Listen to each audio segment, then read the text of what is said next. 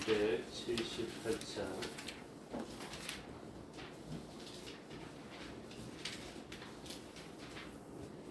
내 눈 주의 영광을 보내 278장 찬양드리겠습니다.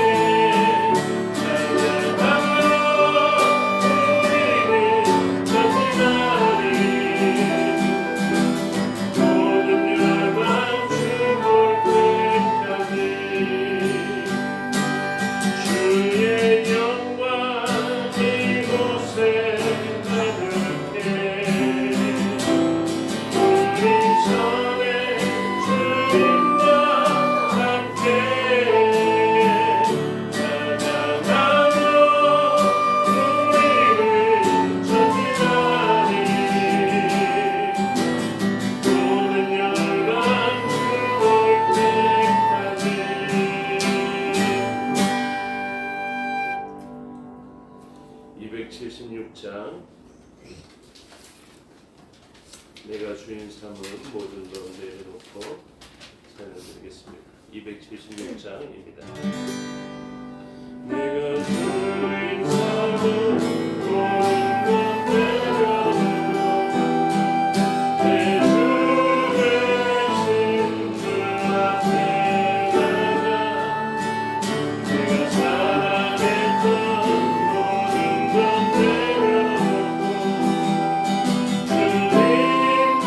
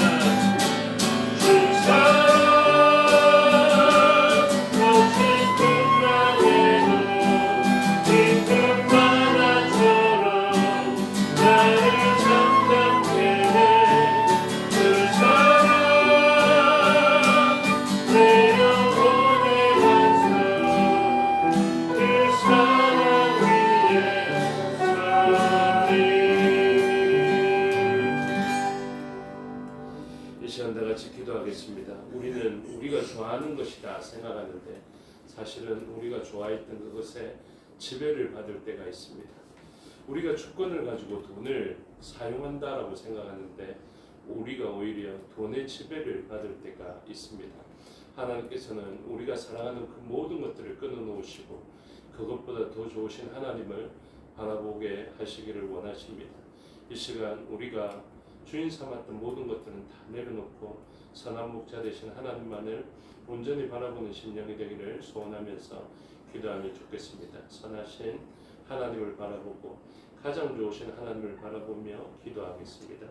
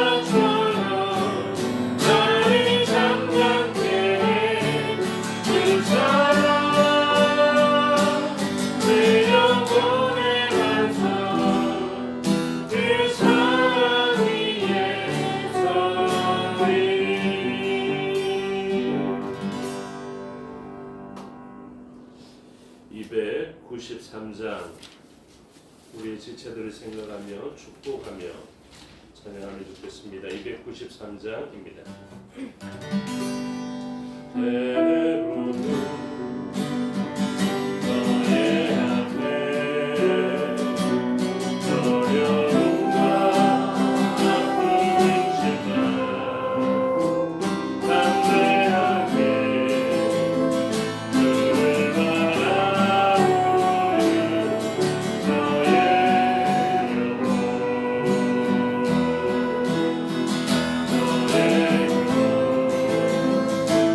우리 볼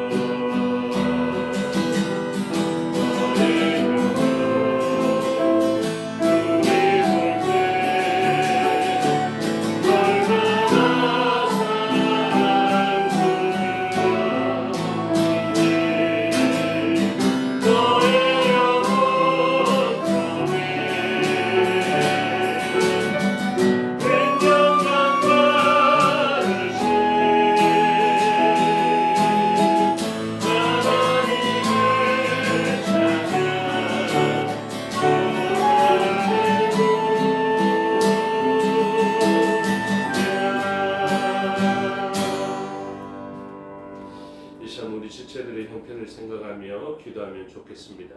우리들의 지체, 우리가 생각한 것보다 더욱더 힘들고 어려운 시간들을 보내고 있습니다. 우리의 상상을 뛰어넘는 그 모든 힘든 시간들을 그들은 하나님을 바라보며 하나님 공급해 주시는 힘을 바라보면서 소망 가운데 넘어가고 있습니다. 우리의 기도가 절실합니다. 우리의 기도를 통하여서 그들을 돕고 또 그들을 도구하고 간구함을 통하여서 하나님의 그 평강이 그들의 삶 속에 들어갈 수 있게 되기를 소원해야 할 것입니다. 그들이 어려울 때 우리의 기도가 가장 큰 힘이 된다는 것을 기억하시고 오늘 우리 각 지체들의 형편을 다 기억하면서 타국에 있는 지체들 또 타국에 있다가 귀국하는 지체 그리고 국내에 있으면서도 영육 간의 강건함을 이뤄서 나오지 못하는 지체들을 생각하며 기도하면 좋겠습니다. 한 사람 한 사람을 기억하여 떠올리며 하나님 앞에 기도로서 그들을 중보하고 도구하며 간구하는 저희가 되면 좋겠습니다. 다 같이 흩어져 있는 우리의 지체들의 형편을 생각하며 기도하시겠습니다.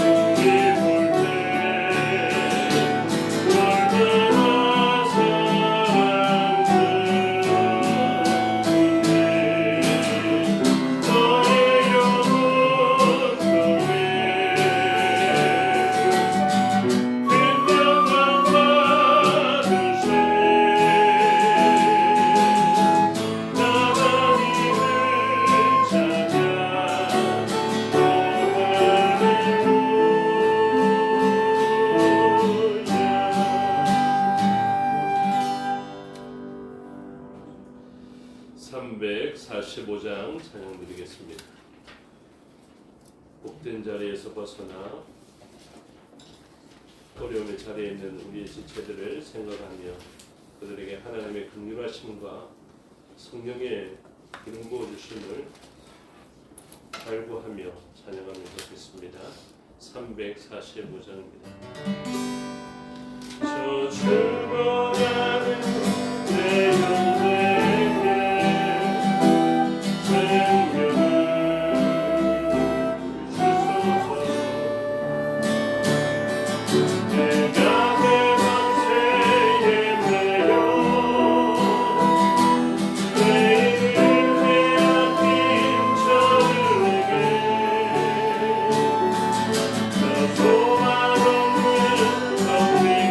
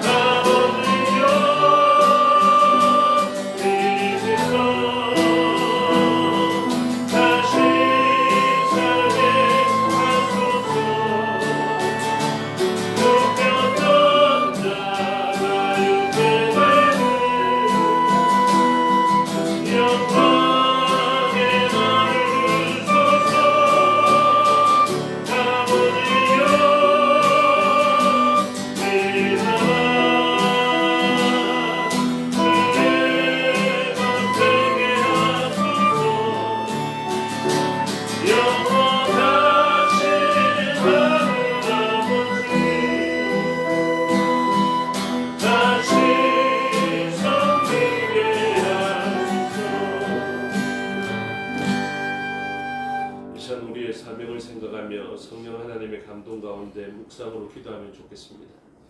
우리들의 사명이 무엇입니까? 우리는 세상을 살리는 사명을 가지고 있습니다. 저 죽어가는 내 형제에게 우리의 사명은 무엇입니까?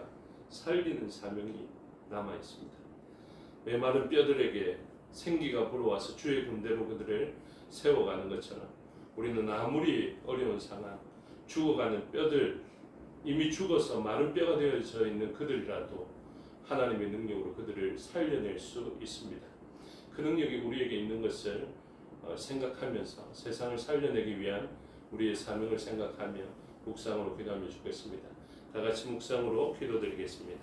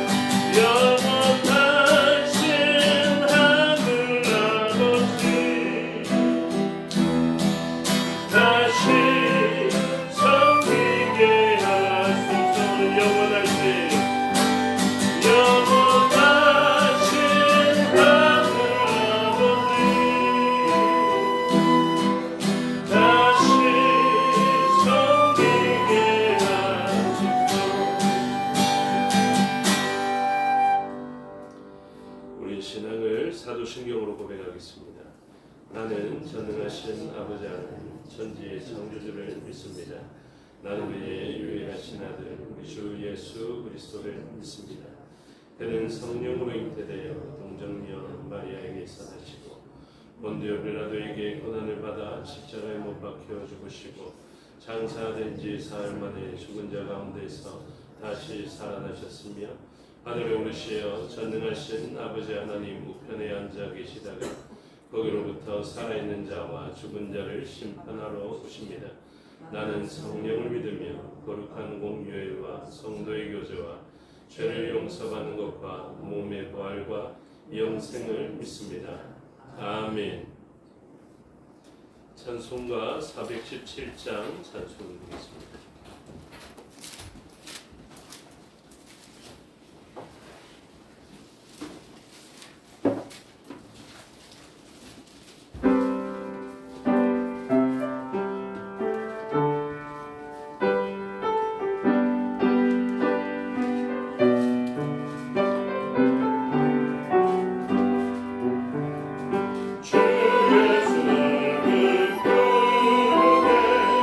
나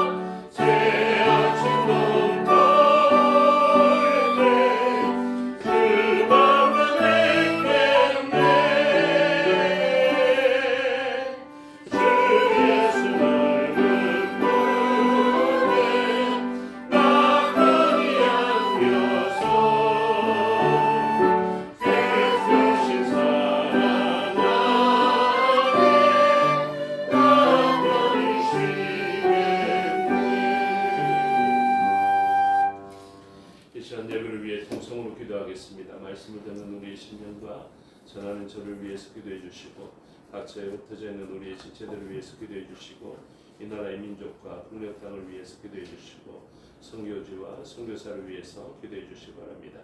다 같이 통성으로 기도하시겠습니다. 아버지 하나님 은혜와 사랑을 감사합니다. 주의 3일 동안 우리의 삶을 지켜주시고 이 시간도 하나님 찾으시는 예배가 되어서 주의 예배에 주의 기도에 나와왔습니다. 아버지의 말씀을 사모합니다. 이 땅을 밟고 살지만 하나님의 백성들을 알기 위하여서 하늘의 주권의 말씀을 듣기를 소원합니다. 우리의 심령을 도우시고 성령 하나님의 도우심을 힘입어서 주의 말씀을 마음에 새기고 주의 말씀이 들려지면 주의 말씀이 깨달아지는 역사가 있게 하여 주시옵소서.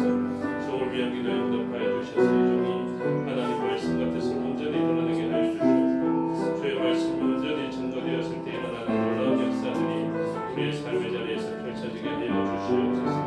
각처에 흩어져 있는 우리의 지체들 앞서서 기도하는 내용이 있습니다. 그것에서 다 개혁하여 주시고 그들을 강건케 붙들어 주시며 그들 마음속에 있는 두려움과 어려움의 환경들을 주의 말씀으로 극복되게 하여 주시옵고 선한 목자 되신 하나님을 따라서 하나님 주시는 참된 복을 누리며 목자의 음성을 듣고 따라가는 주의 종들 되게 하여 주셔서 연약한 역들이거나 사망의 음침한 골짜기를 다닐지라도 해를 두려워하지 않는 그들 될 수 있도록 은혜 내려 주시옵소서. 이 나라의 민족 불쌍히 여겨주시고 하나님을 사모하는 백성 되게 하여 주시고 하나님을 경외하는 백성 되게 하여 주셔서 하나님의 통치를 이 땅에 펼쳐 보이되 하나님 나라의 통치와 가장 유사한 통치를 우리나라가 펼쳐 보일 수 있도록 은혜 내려 주시옵소서. 주의 이름을 들고 나가 있는 선교사 이어가여 주시고 북녘 땅을 비롯하여서 온 세계에 주의 이름을 들고 나가 있는 선교사들에게 사오니 주의 나라를 세우며 확장시키게 도와주시옵소서. 이 시간도 마케도리를 조장하여 주시고 홀로 영광받아 주시옵소서. 감사드리며 예수 그리스도 이름으로 기도드리옵나이다. 아멘. 하나님 말씀 보시겠습니다. 열왕기상 4장입니다. 구약성경 열왕기상 4장 전체의 내용을 보도록 하겠습니다. 열왕기상 4장입니다. 교독합니다. 소돔 왕이 온 이스라엘의 왕이 되었고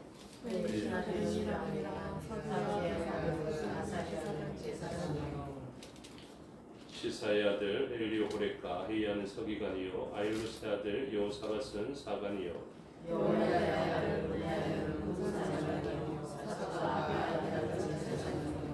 나단의 아들 아사리아는 지방 관장의 두령이요 나단의 아들 사붓은 제사장이니 왕의 것이요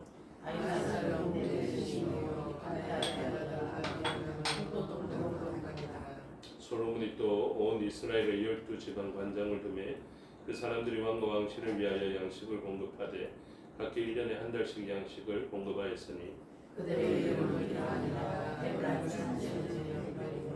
마가스와 살빈과 베세메스와 엘론벳 하나네는 벤 데겔이요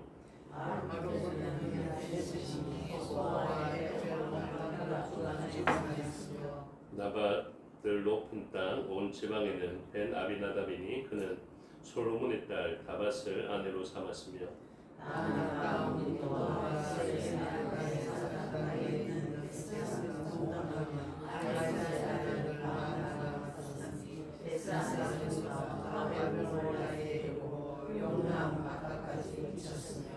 길랏 라모세는 벤 게벨이니 그는 길랏에 있는 문하세의 아들 야일의 모든 마을을 주관하였고 또 바산 아르곱 땅의 성벽과 높은 장 있는 60개의 큰 성읍을 주관하였으며 납달리에는 아이마스이니 그는 솔로몬의 딸 바스맛을 아내로 삼았으며 이사갈에는 바로아의 아들 여호사밧이요 아모리 사람의 왕 시온과 바산 왕 옥의 나라 길랏 땅에는 우리의 아들 게벨이니 그 땅에서는 그 한 사람만 지방 관장이 되었더라.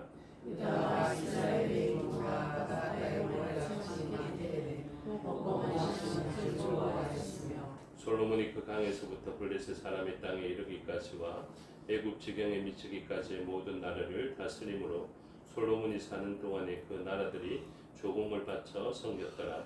솔로몬의 하루의 양식은 단위가 35요 그리고 우리나라가 25요 살찐 소가 10마리요 초장의 소가 20마리요 양이 100마리이며 그 외에 수사승과 노루와 암사승과 살찐 새들이었더라. 솔로몬이 그 강은 쌀쌀에서 닭가슴살을 먹고 그 강은 에덴의 왕으로 그가 사와의 민족과 평화를 누렸으니 솔로몬이 사는 동안에 유다와 이스라엘이 단에서부터 베르세바에 이르기까지 각기 포도나무 아래와 무화과 나무 아래에서 평안히 살았더라. 솔로몬의 병거에 마을에 양가지 4만여 바위는 양이 7,000명이며 그 지방 관장들은 각각 자기가 맡은 달에 솔로몬 왕과 왕의 상에 참여하는 모든 자를 위하여 먹을 것을 공급하여 부족함이 없게 하였으며 또 그들이 각기 주물을 따라 말과 주마에게 먹이를 고려 꼴을 말들이 있는 곳으로 가져갔더라. 하나님이 솔로몬에게 지혜와 총명을 심히 많이 주시고 또 넓은 마음을 주시되 바닷가의 모래같이 하시니 솔로몬의 지혜가 동쪽 모든 사람의 지혜와 애굽의 모든 지혜보다 뛰어난지라. 그는 모든 사람보다 지혜로워서 예스라 사람 에단과 마울의 아들 헤만과 갈골과 다르다보다 나음으로 그의 이름이 사방 모든 나라에 들렸더라. 그가 장은 3천까지 나라였고 그의 이름은 천사생명이며 그가 또 초목에 대하여 말하되 레바논의 백향목으로부터 담에 나는 우슬초까지 하고 그가 또 짐승과 새와 기어다니는 것과 물고기에 대하여 말한지라. 사람들이 솔로몬의 지혜를 들어봤으니 이는 그의 지혜의 소문을 들은 천하고 모든 보내는 자들이더라. 아멘. 기도하겠습니다. 아버지 하나님 은혜와 사랑을 감사합니다. 이 시간 하나님의 말씀을 듣겠습니다. 성령 하나님께서 가르쳐 주시고 마음에 새겨 주시옵소서. 종에게 능력 베푸사 하나님 말씀과 뜻을 온전히 드러내게 하여 주시옵소서. 감사드리며 예수 그리스도 이름으로 기도드리옵나이다. 아멘. 오늘 본문 열왕기상 4장의 내용을 살펴보게 됩니다. 열왕기상에서 솔로몬처럼 온전한 이스라엘을 그의 전생에 걸쳐서 다스린 왕은 없었습니다. 그래서 사울 왕도 초대 왕이었기 때문에 온전한 온 이스라엘을 다 다스리는 그 시간이 부족했고 다윗도 그 초창기에 피해 전쟁을 치러야 했으므로 온 이스라엘을 충분하게 다스리지 못하였습니다. 그런데 이 솔로몬만큼은 완전한 하나님의 나라를 다윗의 왕권을 이어받아서 그 나라를 물려받았고 그리고 그의 후대에 가서는 분열왕국을 이루게 되지만 그가 다스리는 동안은 온 이스라엘을 다 다스리게 됩니다. 솔로몬에게는 특별한 지위가 있는데 그게 무엇이냐면 메시아의 예표론적 왕의 특성을 가지고 있습니다. 그 예표가 무엇이냐면 샬롬의 특징을 가지고 있습니다. 그래서 하나님께서 다스리시는 나라의 가장 큰 특징이 되는 샬롬이 그의 이름에 이미 들어가 있는 것입니다. 그래서 이 솔로몬의 통치를 통하여서 평화의 왕으로 오시는 예수 그리스도 그 메시아가 예표되어져 있기 때문에 솔로몬의 그 통치가 여인에게 마음을 빼앗기기 전에 온전한 통치를 할 때에는 그 메시아 통치에서 일어나는 그 중요한 예표들이 일어나게 되는 것입니다. 그럼에도 불구하고 솔로몬은 이 땅에서의 왕이기 때문에 완전한 통치를 단절 없이 펼쳐내 보이지는 못합니다. 다윗도 그러하고 솔로몬도 그러하였듯이 예표론적으로는 메시아의 통치를 나타내기는 하지만 그들은 메시아가 아니기 때문에 단절될 수밖에 없음을 보여줍니다. 그래서 그들이 단절됨으로 무엇을 사모하게 만드느냐 하면 온전한 샬롬이 되시는 예수 그리스도의 그 통치, 메시아의 통치를 사모하게 만드는 것이 바로 열왕기서의 특징입니다. 그래서 오늘 본문을 통하여서 솔로몬, 곧 샬롬의 메시아가 왔을 때 어떠한 일들이 일어나는지를 예표론적으로 살펴보고 솔로몬 시대에는 단절될 수밖에 없었으나 이제 진정한 메시아가 오고 그 메시아의 통치가 있게 되면 평화가 이루어질 것을, 그리고 그 무화과 나무와 포도나무 아래에서 안연히 살게 되는 그 일들이 일어나게 될 것인데, 그러한 하나님의 나라의 예표들을 확인하고 우리 주 예수 그리스도께서 머리가 되셔서 교회를 통하여서 펼쳐가실 때, 교회는 곧 그리스도인들은 어떤 통치를 나타내야 되느냐, 바로 샬롬의 통치인 것을 알아야 할 것입니다. 그래서 우리를 통하여서 우리가 번영하고 평강 가운데 살 뿐만 아니라 우리를 통하여서 평화의 통치가 펼쳐내 보여지는 그런 일들을 교회가 사명으로서 감당해야 할 것을 오늘 본문을 통해서 살펴보아야 합니다. 먼저 이 솔로몬의 나라, 곧 메시아의 나라, 예수 그리스도께서 다스리는 나라에서 가장 중요한 특징이 무엇인가를 본문을 통해서 살펴봐야 되는데, 그 본문은 어떻게 발견할 수 있냐면 2절에서 발견할 수 있습니다. 4장 1절에서 솔로몬 왕이 온 이스라엘의 왕이 되었다라고 이야기하는데요. 바로 2절에 이어서 이 중앙 집중화된 정부에서의 중요한 조직을 이야기합니다. 그 조직의 첫 번째 순서가 무엇이냐면 이 순서를 통해서 발견해야 되는데요. 2절에 그의 신하들은 이러하니라. 사독의 아들 아사리아는 제사장이요, 이렇게 이야기합니다. 제일 먼저 무엇을 조직합니까? 제일 먼저 무엇을 강조합니까? 바로 제사장이죠. 하나님의 나라는 구약에서부터 제사장의 나라로 언급되어져 있습니다. 그래서 하나님의 나라가 온전하게 이루어지고, 솔로몬이 다윗을 통하여서, 다윗은 피를 흘렸지만 솔로몬의 시대에는 완전체가 되는 하나님의 나라를 부여받았는데, 그 하나님 나라에서 가장 중요한 조직은 무엇이냐면 바로 예배 공동체이다 라는 것을 이야기하고 있습니다. 다른 시대는 어떠했냐면, 다윗의 시대에는 말입니다. 다윗의 시대에는 누가 제일 먼저 언급되겠습니까? 그냥 느낌으로 바로 군대 장관이 언급되어져 있습니다. 요즘 말로 이야기하면 국방장관, 이렇게 언급되는 것이죠. 왜 그럴까요? 그 일이 중요했기 때문에 그렇습니다. 그래서 다윗의 시대에는 하나님의 나라의 번영을 그리고 확장을 이야기하고 있기는 하지만, 다윗의 시대의 특징은 무엇이냐면 피를 흘린 그 일이 있게 되는 것이거든요. 그래서 하나님 나라의 완전한 모형이 되지 못합니다. 그래서 성전을 짓는 것에 부족함이 있는 일이 되는 것이죠. 왜요? 평화를 구축해내지 못했기 때문에 그렇습니다. 기억해야 됩니다. 평화가 구축되지 않으면 성전이 아닙니다. 평화가 구축되지 않으면, 화평이 구축되지 않으면 성전이 아닙니다. 성전의 특징은 샬롬, 평화가 구축되어져야 합니다.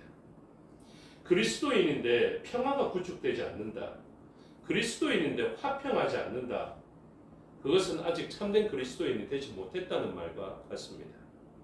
그리스도인이 된다는 것은 샬롬이 구축되는 것이고 평화가 구축되는 것임을 반드시 알아야 합니다. 다윗의 본문을 참고 삼아 제가 말씀해 드리겠습니다. 다윗의 통치 초기에 조직을 이야기하는데요.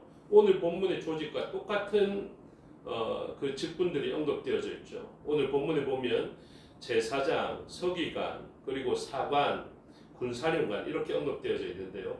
같은 본문이 되는 사무엘하 8장 16절부터 보면 다윗의 통치 초기에 그 조직은 어땠냐 이렇게 언급하고 있습니다. 사무엘하 8장 16절 스루야의 아들 요압은 군사령관이 되고, 아일루스의 아들 여호사밧은 사관이 되고, 아이두베의 아들 사독과 아비아달의 아들 아히멜렉은 제사장이 되고, 스라야는 서기관이 되고, 이렇게 표현하고 있죠. 그래서 다윗의 시대의 특징은 무엇이냐면 군사령관이 가장 먼저 언급되어져 있습니다.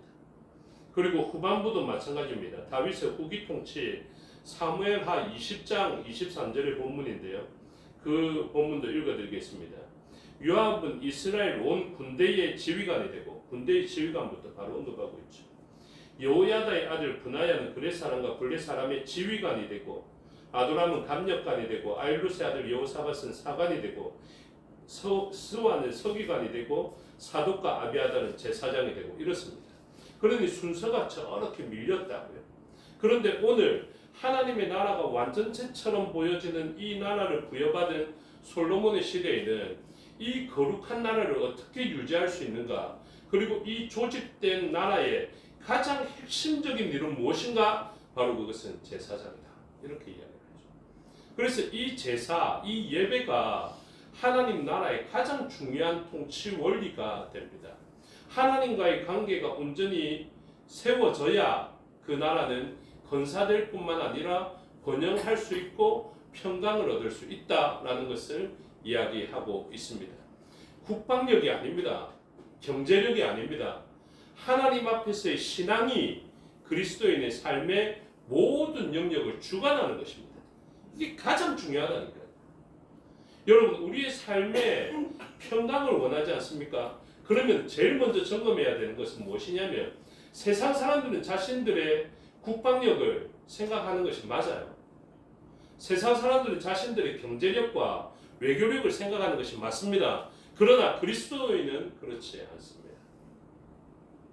그리스도인은 하나님과의 관계를 먼저 점검해 봐야 돼요.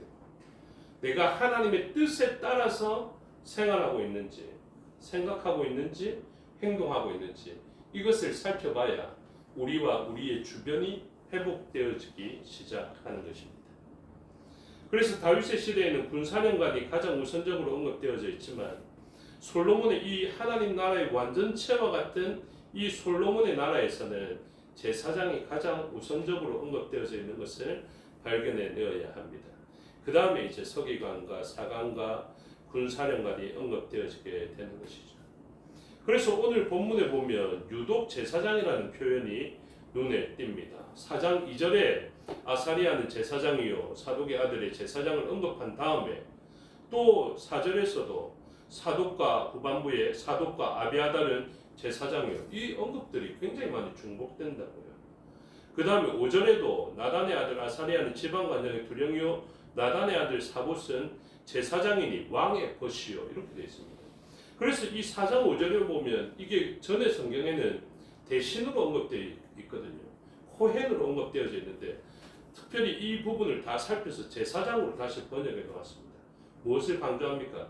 그의 나라의 아주 중요한 요소마다 왕이 자문하여 옆에 두는 사람도 제사장이고 그 국정의 가장 중요한 중심부도 제사장인 것을 가르쳐주고 있습니다. 그런 다음에 이 나라의 12지방 관장을 이야기합니다.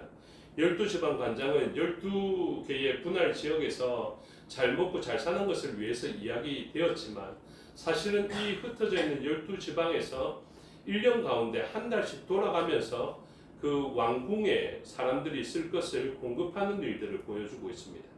그래서 일부 목사님들은 설교자들은 이 부분을 이미 솔로몬의 정치에 그 무언가 착취의 기운들이 보이는 것으로 우려스럽게 보지만 솔로몬을 우려스럽게 봐야 되는 본문은 언제 가야 되냐면 그 열왕기상 한 10장 정도로 가야 됩니다. 그래서 오늘 본문에서는 무엇을 이야기하고 있냐면 솔로몬 통치의 아름다운 그 평강과 번영을 이야기하고 있기 때문에 벌써부터 그렇게 봐서는 안 된다라는 것이 저의 입장입니다. 그래서 오늘 본문에서는 솔로몬 통치의 아름다움을 긍정적으로 바라보는 관점이 필요한데요.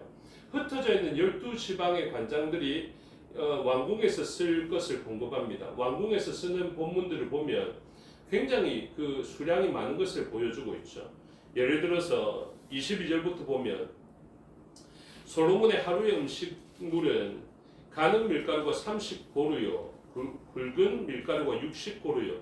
이 고루가 용량 가운데 가장 큰 단위거든요. 그래서 한 고루가 한 230리터 정도로 이야기를 합니다. 그래서 그 규모를 다 측정할 수는 없지만 어바웃으로 어느 정도냐면 14,000명 정도가 먹을 수 있는 분량 이 정도로 생각하면 됩니다. 그러니까 왕궁에서 왕과 왕의 그 사람들이 다 먹고 마시는데 어느 정도의 규모냐면 14,000명 정도의 규모.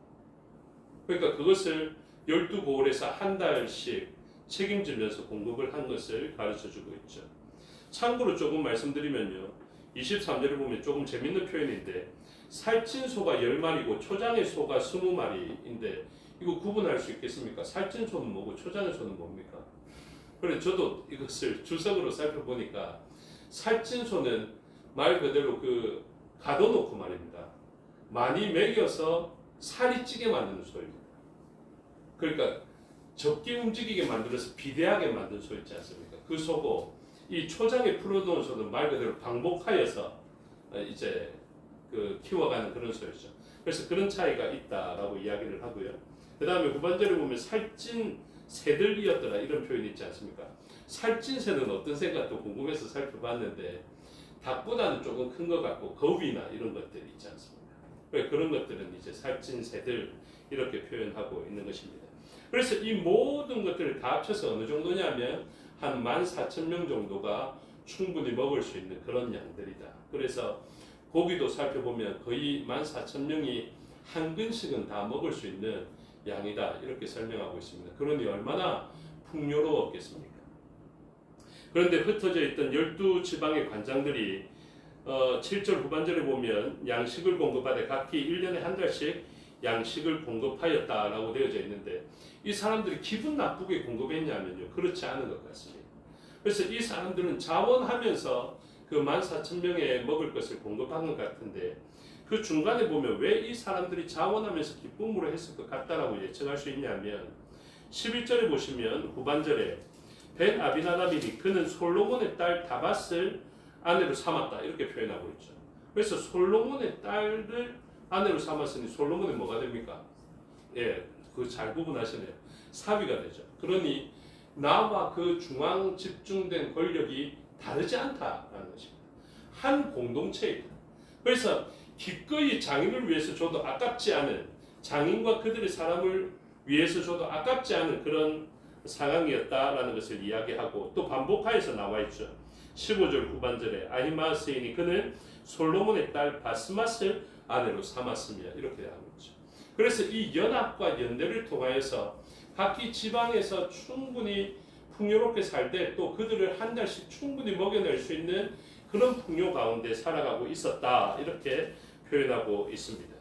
그래서 20절에 보시면 유다와 이스라엘의 인구가 바닷가에 모래같이 많게 되매 먹고 마시며 즐거워하였다 이렇게 되죠.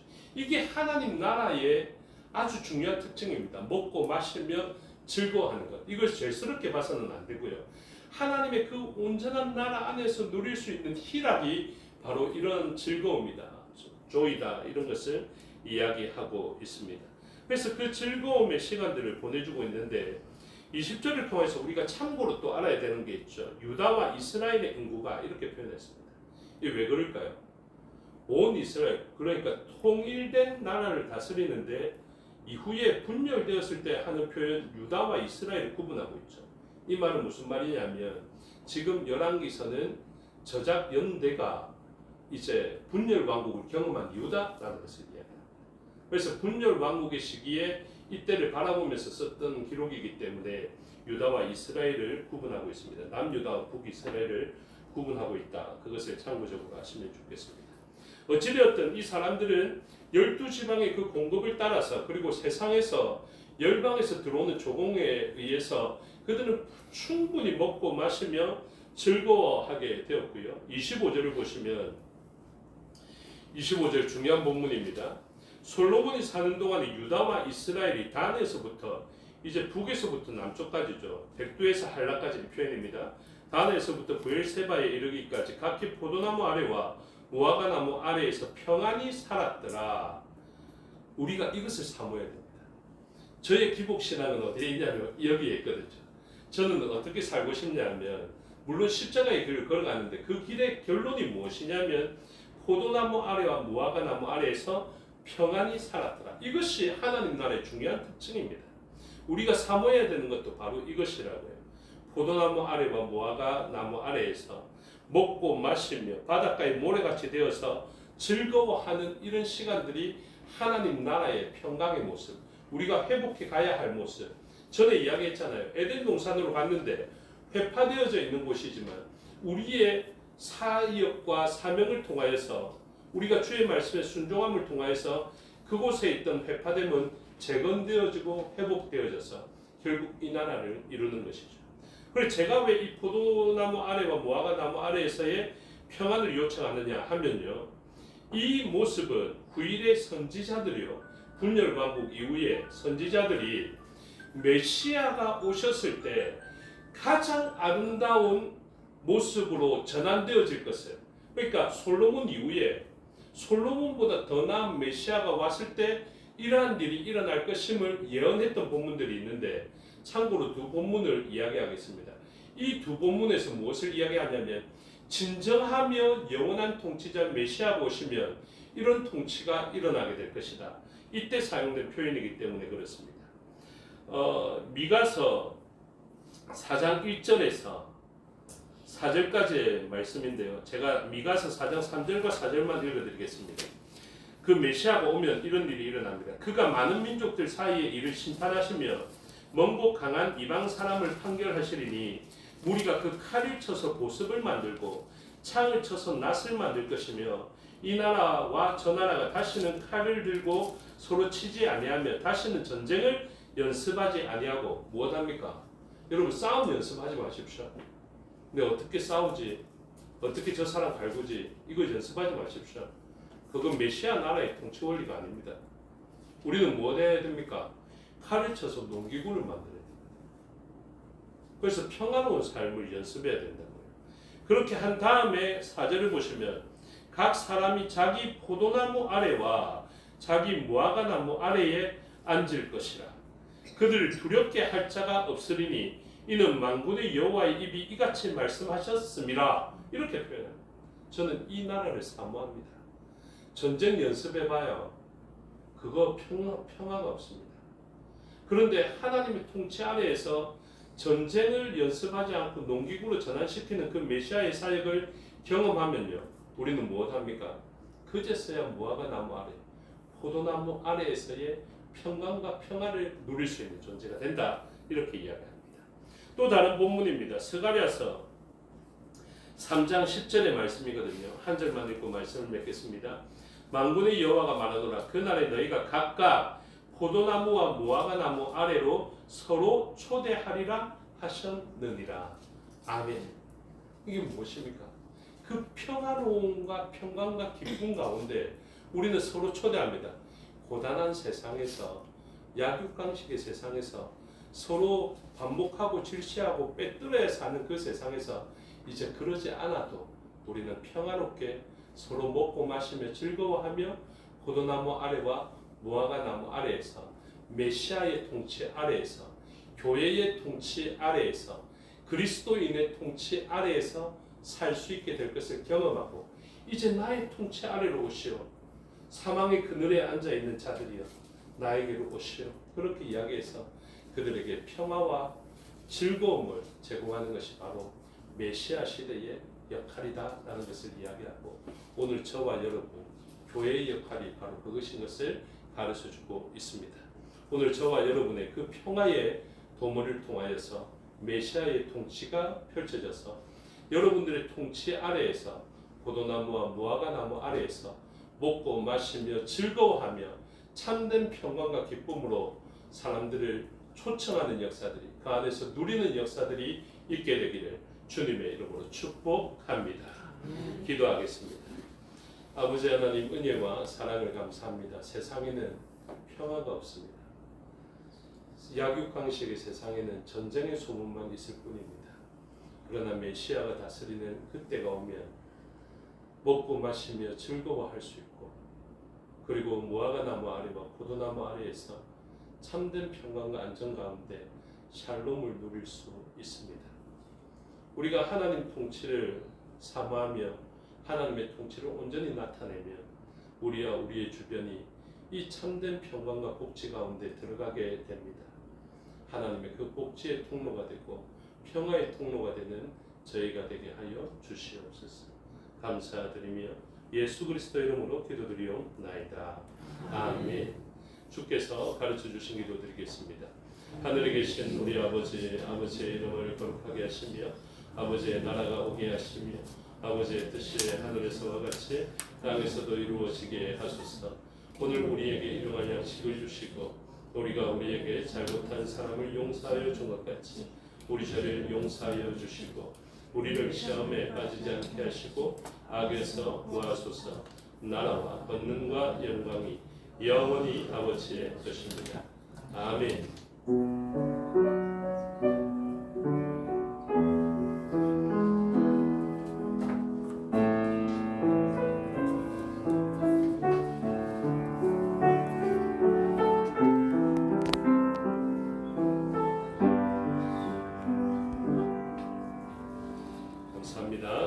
순서를 마치겠습니다. 신앙도 마칩니다. 건강하십시오.